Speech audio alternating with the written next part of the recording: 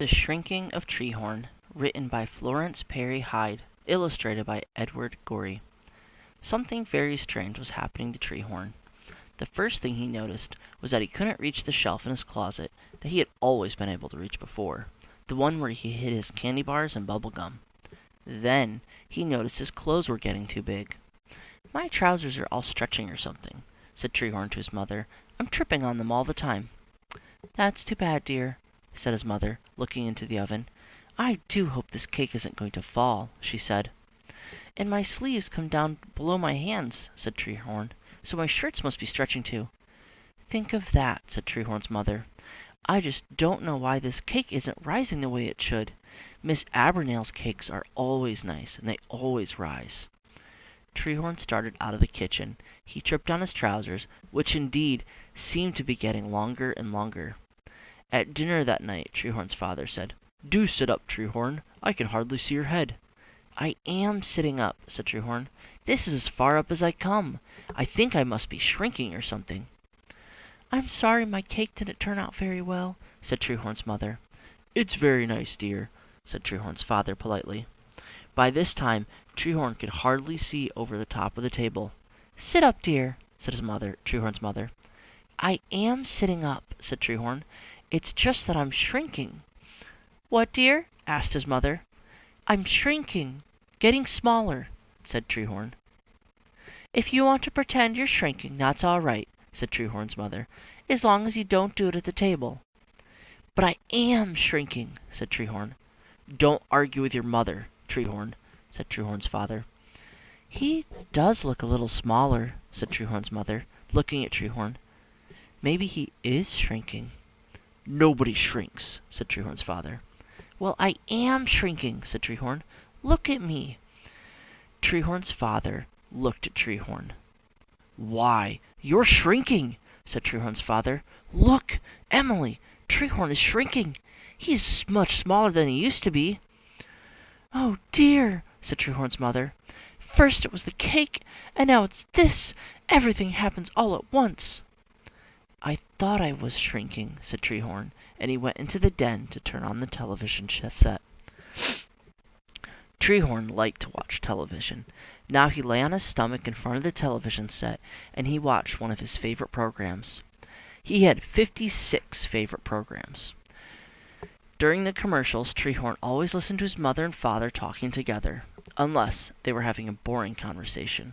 If they were having a boring conversation, he listened to the commercials. Now he listened to his mother and father. "He really is getting smaller," said Treehorn's mother. "What will we do? What will people say?" "Why, they'll say he's getting smaller," said Treehorn's father. He thought for a moment. "I wonder if he's doing it on purpose, just to be different." "Why would he want to be different?" asked Treehorn's mother. Treehorn started listening to the commercial. The next morning, Treehorn was still smaller. His regular clothes were much too big to wear. He rummaged around in his closet until he found some of his last year's clothes. They were much too big, too, and he put them on and rolled up his pants and rolled up the sleeves and went down to breakfast. Treehorn liked cereal for breakfast, but mostly he liked cereal boxes. He always read every single thing on the cereal box while he was eating breakfast, and he always sent for the things for the cereal boxes said he could send for. In a box in his closet, Treehorn saved all of the things he sent in for from cereal box tops. He had puzzles and special rings and flashlights and pictures of all the presidents and pictures of all the baseball players, and he had pictures of scenes suitable for framing, which he had never framed because he didn't like them very much. And he had all kinds of games and pens and models. Today on the cereal box was a very special offer of a dog whistle that only dogs could hear. Treehorn did not have a dog, but he thought it would be nice to have a whistle that dogs could hear even if he couldn't hear it. Even if dogs couldn't hear it, it would be nice to have a whistle, just to have it. He decided to eat all the cereal in the box so he could send in for the morning for the whistle. His mother never let him send in for anything until he had eaten all the cereal in the box.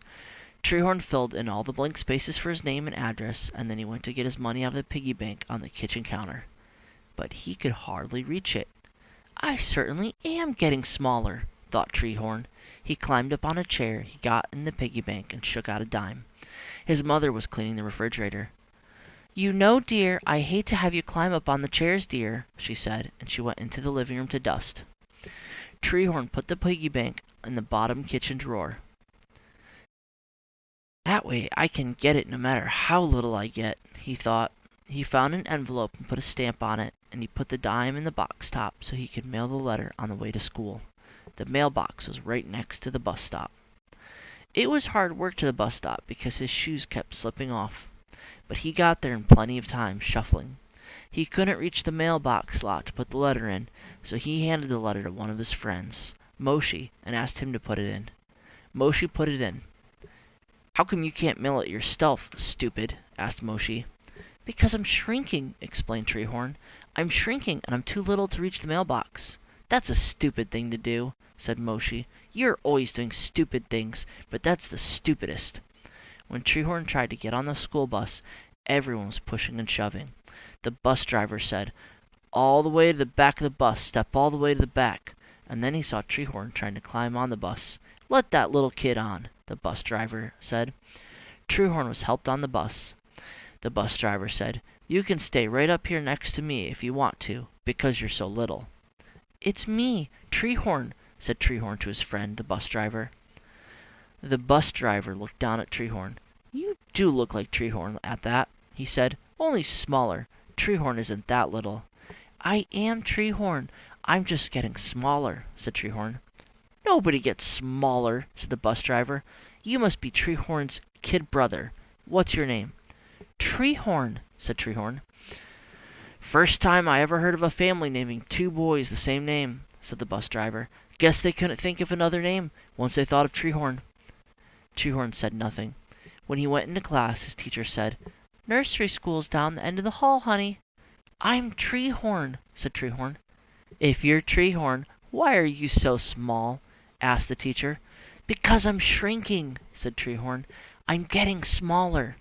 "Well, I'll let it go for today," said his teacher. "But see that it's taken care of before tomorrow. We don't shrink in this class." After recess, Treehorn was thirsty, so he went down to the hall to the water bubbler. He couldn't reach it, and he tried to jump up high enough. He still couldn't get a drink, but he kept jumping up and down and trying. His teacher walked by. "Why, Treehorn," she said, "that isn't like you, jumping up and down in the hall. Just because you're shrinking, it does not mean that you have special privileges. What if all the children in the school started jumping up and down in the halls? I'm afraid you'll have to go to the principal's office, Treehorn."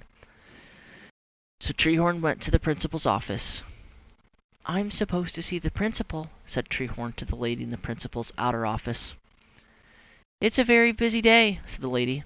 "Please check here on the form the reason you have to see him. That will save time. Be sure to put your name down too. That will save time. And write clearly. That will save time." Treehorn looked at the form. "Check the reason you have to see the principal. That will save time. Number 1, talking in class. Number 2, chewing gum in class. Number 3, talking back to teacher. Number 4, unexcused absence. Number 5, unexcused illness. Number 6, unexcused behavior. PTO. There were many things to check, but Treehorn couldn't find one that said, being too small to reach the water bubbler. He finally wrote in, shrinking. When the lady said he could see the principal, Treehorn went in the principal's office with his form. The principal looked at his form, and then he looked at Treehorn. Then he looked at the form again. "I can't read this," said the principal. "It looks like shirking. You're not shirking, are you, Treehorn? We can't have any shirkers here, you know. We're a team, and we have to do our best." "It says shrinking," said Treehorn. "I'm shrinking." "Shrinking, eh?" said the principal. "Well, now, I'm very sorry to hear that, Treehorn. You are right to come to me. That's what I'm here for, to guide. Not to punish, but to guide. To guide all the members of my team to solve their problems." "But I don't have any problems," said Treehorn. "I'm just shrinking." "Well, I want you to know I'm right here when you need me, Treehorn," said the principal, "and I'm glad I was here to help you. A team is only as good as its coach, eh?" And the principal stood up. "Goodbye, Treehorn.